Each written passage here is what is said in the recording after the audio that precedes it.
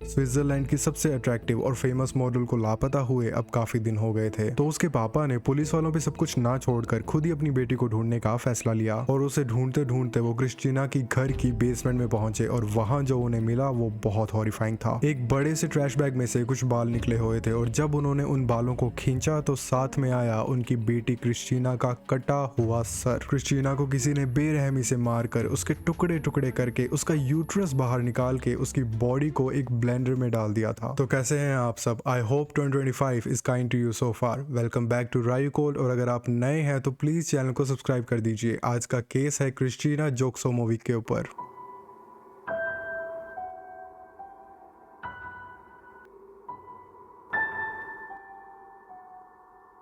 Christina का जन्म 15 अप्रैल 1985 Switzerland में हुआ था। क्रिस्टीना को हमेशा से ही मॉडलिंग में इंटरेस्ट था and she was talented too. उसने 2003 में Miss North West Switzerland pageant जीता था और 2007 में वो मिस स्विट्जरलैंड में फाइनलिस्ट रही थी। इसके अलावा भी क्रिस्टीना को उस इंडस्ट्री में बहुत सारे अवार्ड्स मिले थे। She was attractive, talented, admired and honoured bye everyone in that industry. पर क्रिस्टीना के टैलेंट सिर्फ मॉडलिंग तक ही लिमिटेड नहीं थे, वो एक बहुत सक्सेसफुल बिजनेस वूमन भी थी। उसके कई सक्सेसफुल बिजनेसेस थे, वो बहुत स्मार्ट थी। उसने ऐसे बिजनेसेस में भी कामयाबी पाई थी जो मॉडलिंग से बिल्कुल अलग थे। क्रिस्टीना ने अपना एक इंस्टीट्यूट खोला जहां वो एस्पायरिंग मॉडल्स को ट्रेन करती फैशन शोज और कैटवॉक्स के लिए, और इसके साथ साथ वो उन लड़कियों को कॉम्पिटिशंस और कास्टिंग के लिए भी प्रिपेयर करती। पर क्रिस्टीना के लिए इतना काफी नहीं था। Modelling was not her only forte. वो गूगल में भी काम करती थी as an IT consultant. Christina ने अपनी वेबसाइट पर खुद को डिस्क्राइब किया है as a model, Google job interviewer, Miss Switzerland finalist, manager and a catwalk coach. और क्रिस्टीना के क्लाइंट्स में मेजर कंपनीज थी जैसे कि मर्सिडीज, HP एंड फिलिप्स। उसके करियर के अलावा क्रिस्टीना को किताबें पढ़ने का भी शौक था। She love playing volleyball and उसे डॉक्यूमेंट्रीज देखना भी पसंद था। मॉडल और बिजनेस वूमन होने के साथ साथ क्रिस्टीना एक वाइफ और 2 बच्चियों की माँ भी थी। अपनी प्रोफेशनल लाइफ में क्रिस्टीना एक मार्क रीबन नाम के आदमी से मिली। मार्क क्रिस्टीना से 3 साल बड़ा था और एक बिजनेसमैन था। वो एक काफी वेल्दी फैमिली से था। अपने पापा के पैसों की वजह से वो ऑलरेडी एक मिलियनेयर था। क्रिस्टीना के जो फ्रेंड्स थे वो मार्क को एक स्पॉइल्ड रिच ब्रैड बुलाते थे। और इतना ही नहीं, उनके अकॉर्डिंग मार्क क्रिस्टीना के लिए एक अच्छा पार्टनर नहीं था। बिजनेसमैन बनने से पहले मार्क स्विस एयरफोर्स में एक ऑफिसर था और वो स्टैनफोर्ड यूनिवर्सिटी में पढ़ा था। अगस्त 2017 में मार्क और क्रिस्टीना की शादी हुई। It was a opulent wedding in the hills. उन दोनों की शादी एक कैसल में हुई। 2020 में क्रिस्टीना ने अपनी पहली बेटी को जन्म दिया और 2021 बस 1 साल बाद ही अपनी दूसरी बेटी को। शादी के बाद स्टार्टिंग में उन दोनों की लाइफ बहुत अच्छी थी। मार्क एक परफेक्ट हस्बैंड था जो क्रिस्टीना को बहुत प्यार करता था। वो दोनों अपने करियर्स में बहुत सक्सेसफुल थे। वो एक आलीशान घर में रहते थे और उनकी 2 हेल्दी डॉटर्स थी। और क्रिस्टीना के साथ साथ मार्क भी उनकी लाइफ में पूरा इन्वॉल्व था। इस समय के दौरान क्रिस्टीना अपनी फोटोज ऑनलाइन काफी शेयर करती जिसमें हम देख सकते हैं कि वो दोनों कितने खुश हैं। बाहर से देखने पर उनकी लाइफ परफेक्ट लग रही थी पर अंदर कहानी कुछ और ही थी। 14 जुलाई 2023 मार्क और क्रिस्टीना के घर पर पुलिस को बुलाया गया डोमेस्टिक वायलेंस के केस में। बाद में क्रिस्टीना ने अपनी दोस्त को बताया कि मार्क ने उसे फिजिकली अब्यूज किया था और उसने उसे धमकी भी दी थी कि अगर उसने पुलिस को बुलाया तो उसके साथ और भी बुरा होगा। क्रिस्टीना बहुत डर गई थी पर फिर भी उसने हिम्मत दिखाकर पुलिस को कॉल कर दिया।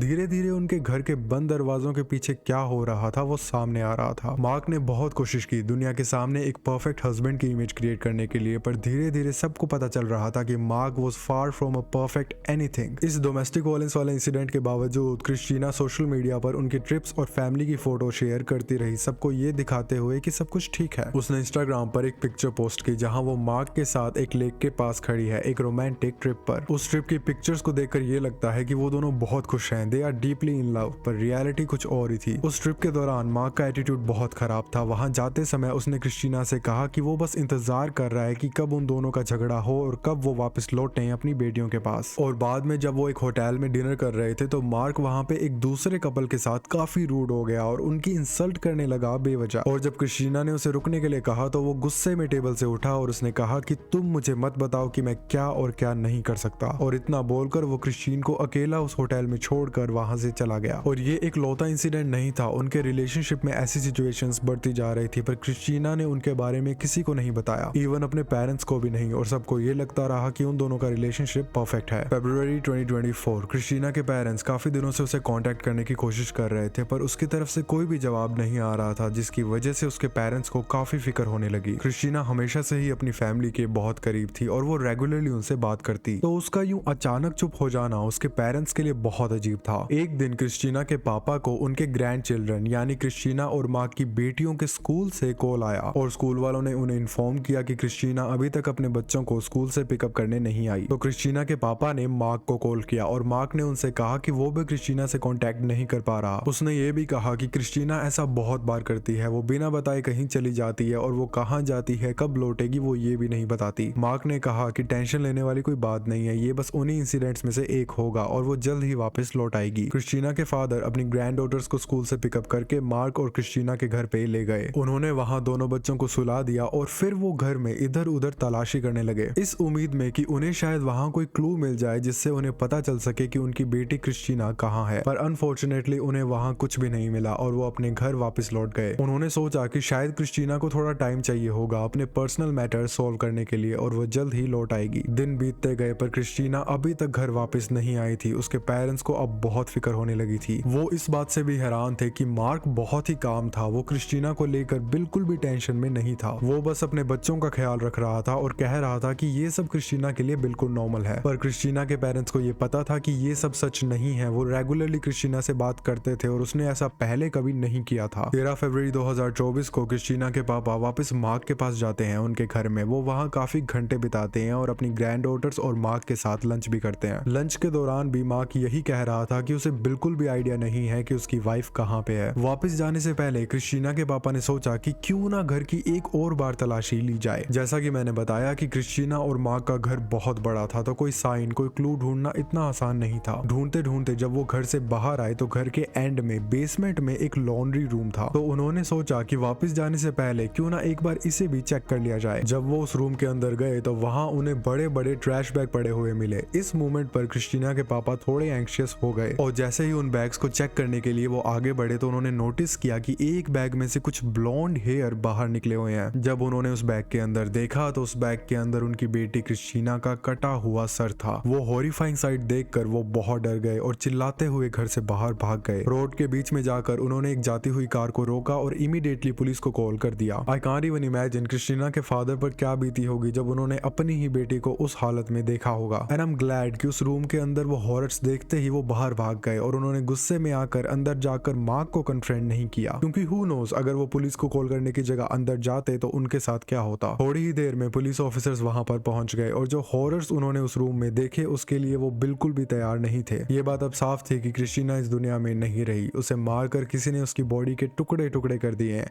और हमें पता है कि ये किसने किया। क्रिस्टीना के डिसमेंबरमेंट की वजह से और जिस हालत में उसके बॉडी पार्ट्स मिले थे उस वजह से पुलिस वालों के लिए इन्वेस्टिगेट करना बहुत मुश्किल हो रहा था। ऑफिसर्स ने बताया कि क्रिस्टीना को स्ट्रैंगल किया गया था और फिर 3 अलग अलग टूल से उसकी बॉडी के टुकड़े किए गए। वो टूल्स थे एक नाइफ, एक सॉ और एक गार्डन शीयर। ये तीनों ही टूल्स घर में आसानी से मिल जाते हैं। इस केस की एक और डिस्टर्बिंग चीज थी कि क्रिस्टीना की बॉडी के कुछ पार्ट्स एक ब्लेंडर में डालकर ब्लेंड कर दिए गए थे और कुछ पार्ट्स को एसिड में डालकर डिसॉल्व करने की कोशिश की गई थी। क्रिस्टीना की बॉडी पर साइंस थे काफी सारी इंजरीज जो उसकी डेथ से पहले उसके ऊपर इन्फ्लिक्ट की गई थी। उसकी आईब्रो के नीचे, उसके चीक्स पर, उसके नोज पर चोट के निशान थे, विच मींस उसे जान से मारने से पहले उसे फिजिकली अब्यूज भी किया गया था। क्रिस्टीना की राइट थाई पर भी कुछ ब्रूजेस थे और उसके सर पर भी काफी गहरी चोट थी और उसके बाल खींच कर निकाल दिए गए थे। बॉडी को डिसमेंबर करने से पहले उसके मर्डरर ने क्रिस्टीना के हिप जॉइंट्स को डिसलोकेट किया और उसकी बोन्स को बाहर निकाला। क्रिस्टीना के हाथ और पैर काट कर अलग करने के बाद उसने एक बहुत ही वियर्ड चीज की। उसने क्रिस्टीना के यूट्रस को सर्जिकली रिमूव कर दिया। ये यूट्रस को ऐसे रिमूव कर देने की वजह से इन्वेस्टिगेटर्स ने कंसीडर किया कि शायद इस मर्डरर को कोई मेंटल डिसऑर्डर है और इसके साथ साथ ये भी हो सकता है कि उसके मन में विमेन के लिए डीप सीडेड एंगर और हेट्रेड है। ऑब्वियसली सबका शक क्रिस्टीना के हस्बैंड मार्क पे ही गया।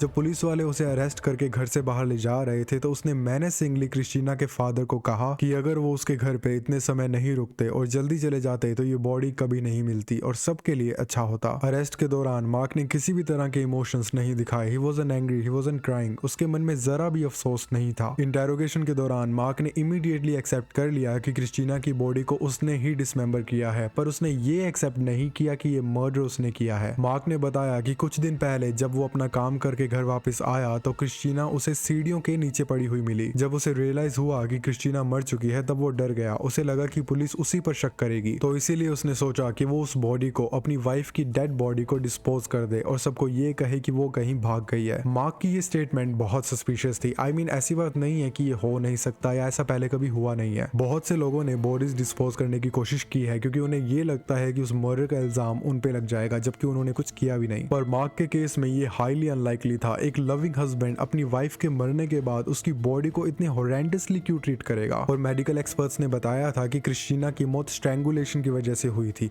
उनके पास बहुत सारे एविडेंस थे जो मार्क की इस थ्योरी को गलत प्रूव करते हैं। और जब मार्क को ये बात पता चली कि उनके पास इतना एविडेंस है तो उसने अपनी स्टेटमेंट ही चेंज कर दी। उसने कहा कि हाँ, उसने ही क्रिस्टीना की जान ली है पर सेल्फ डिफेंस में। उसके मुताबिक उन दोनों में एक आर्ग्यूमेंट चल रही थी जो बढ़ते बढ़ते इतनी बढ़ गई कि क्रिस्टीना ने एक चाकू लेकर उस पर अटैक कर दिया और अगर वो क्रिस्टीना को नहीं रोकता तो क्रिस्टीना उसे जान से मार देती। तो बेसिकली उसने क्रिस्टीना को सेल्फ डिफेंस में मारा। पर स्टिल जो एविडेंस अथॉरिटीज के पास था वो मार्क की इस कहानी से भी मैच नहीं हो रहा था। जो ब्लेंडर उसने क्रिस्टीना की बॉडी के लिए यूज किया था वो उसने इस मर्डर से कुछ दिन पहले ही खरीदा था, जिसका मतलब है वो ये मर्डर पहले से प्लान कर रहा था। मार्क के फोन को रिव्यू करने के बाद इन्वेस्टिगेटर्स को ये भी पता चला कि वो क्रिस्टीना की बॉडी को डिसमेंबर करते हुए, सारा एविडेंस इरेज करते हुए यूट्यूब पर नॉर्मल रेगुलर वीडियोस देख रहा था। आई मीन हम खाना खाते हुए यूट्यूब वीडियोस देखते हैं, कुछ लोग पढ़ते हुए यूट्यूब वीडियोस देखते हैं, पर वो आदमी अपनी वाइफ की बॉडी को डिस्पोज करते हुए कैजुअली साइड पर यूट्यूब देख रहा था। ऐसा बिहेवियर उन लोगों का नहीं होता जो शॉक में होते हैं, डरे हुए होते हैं, जैसा मार्क ने डिटेक्टिव्स को बताया कि वो था। वो एक्चुअली में काम था और यूट्यूब पर टाइम पास कर रहा था, साथ साथ अपनी वाइफ की बॉडी को डिसमेंबर करते हुए। It's diabolical. मार्क की साइकाइट्रिक एग्जामिनेशन से पता चला कि उसके अंदर सडिस्टिक और सोशियोपैथिक ट्रेट्स हैं। एक्सपर्ट्स ने यह भी बताया कि मार्क के अंदर एम्पैथी और इमोशनल इंटेलिजेंस बहुत कम थी। उसमें काफी सारी ऐसी कैरेक्टरिस्टिक्स थी जो कि एक क्रिमिनल में होती है, जैसे कि लैक ऑफ इम्पल्स कंट्रोल, खुद पर काबू न रहना और अपनी फ्रस्ट्रेशन को कंट्रोल न कर पाना। एंड में ये कंक्लूड किया गया कि अगर वो अपनी वाइफ जिसे वो इतना प्यार करता था, अगर वो उसके साथ ऐसा कर सकता है तो वो सब लोगों के लिए एक खतरा है, इवन उसके बच्चों के लिए भी। कोर्ट के अंदर प्रोसिक्यूशन ने आर्ग्यू किया कि जिस तरह से मार्क ने ये मर्डर कमिट किया, जो टूल्स उसने यूज किए, जो मेथड्स, उनसे ये साफ होता है कि ये प्री प्लान्ड था। प्रोसिक्यूशन ने ये भी आर्ग्यू किया कि जिस तरह के मेथड्स उसने इम्प्लाई किए उनसे ये भी साफ होता है कि उसके मन में अपनी वाइफ क्रिस्टीना के लिए कितनी नफरत थी, कि उसने बॉडी को डिस्पोज करने के वो मेथड्स चूज किए थे जिसके अंदर काफी लंबा समय लग रहा था और वो काफी एग्जॉस्टिंग भी था, उसमें बहुत एफर्ट्स थे। विच मीन्स मार्क डेफिनेटली एक सोशियोपैथ है और उसके अंदर कोई भी इमोशंस नहीं है। इन्वेस्टिगेटर्स ने उस पुलिस रिपोर्ट पर भी एक नजर डाली जो कुछ महीने पहले ली गई थी, जब क्रिस्टीना ने डोमेस्टिक वायलेंस की वजह से पुलिस बुलाई थी। क्रिस्टीना ने उस इंसिडेंट में बताया कि मार्क ने उसका गला दबाया था और उसकी गर्दन पकड़कर उसका सर दीवार में दे मारा था। ये पहली बार नहीं था जब मार्क ने अपने पार्टनर को फिजिकली अब्यूज किया था। मार्क की एक्स गर्लफ्रेंड को भी इंटेरोगेट किया गया और उसने बताया कि मार्क ने उसे भी फिजिकली अब्यूज किया था। उसने ये भी बताया कि एक बार गुस्से में आकर मार्क ने उसके पैर के ऊपर से गाड़ी चला दी थी और बाद में उसे धमकी दी थी चलती गाड़ी से फेंक देने की। एक और इंसिडेंट में मार्क ने गुस्से में इंटेंशनली ब्रेक मारी और उस लड़की का सर कार के डैशबोर्ड में जाके लगा। उस लड़की ने बताया कि अप्रैल 2016 में उसने मार्क से फाइनली ब्रेकअप किया और वो उसके टॉर्चर से फ्री हुई।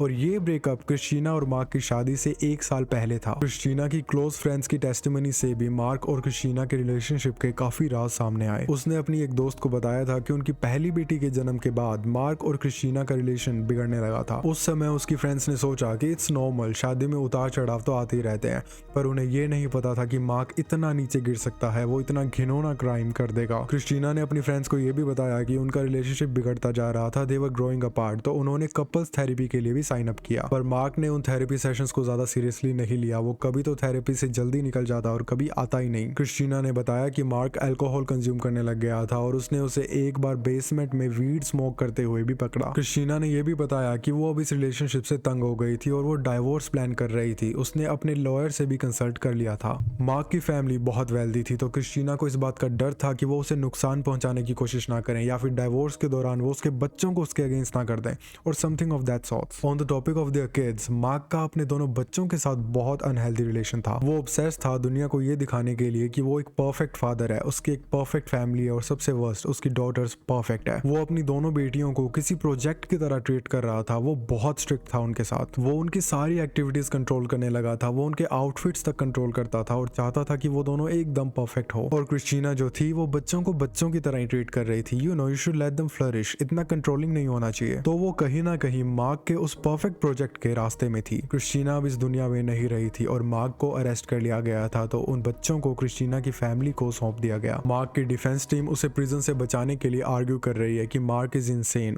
उसकी दिमागी हालत ठीक नहीं है। स्विट्जरलैंड में डेथ पेनल्टी तो नहीं है, पर अगर वो गिल्टी पाया गया तो उसे 20 साल का प्रिजन टाइम फेस करना पड़ सकता है।